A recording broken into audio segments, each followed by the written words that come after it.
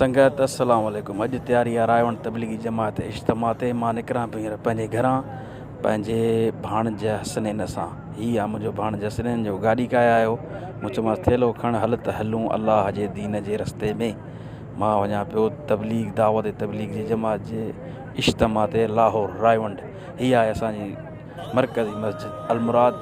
हिते असांजी गाॾी बीहंदी। हिते जमात सॼी वेठी, तक़रीबन सभु साथी अची विया।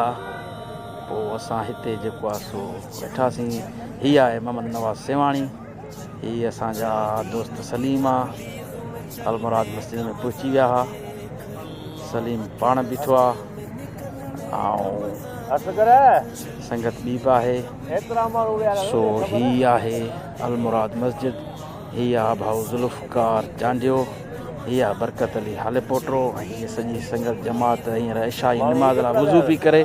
इशा नमाज़ पढ़ी असां फ़ौरन चढ़ंदासीं गाॾीअ में, निकिरंदासीं। इज्तिमा जी नमाज़ पढ़ीसीं असां इशा जी, फ़र्ज़ु अदा कयोसीं इशा जी नमाज़ पढ़ी सॼी जमात।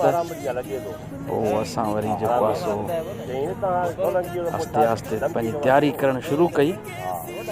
नमाज़ खां पोइ वरी जेको आहे सो सभिनी खयां सामान या फरासी खणीसीं मथे विछायूंसीं। छो कुझु दोस्त मथे बि वेठा पे, थेला चाढ़ियासीं सामान। हीअ आहे ज़ुल्फ़कार भुट्टो असांजो दोस्त।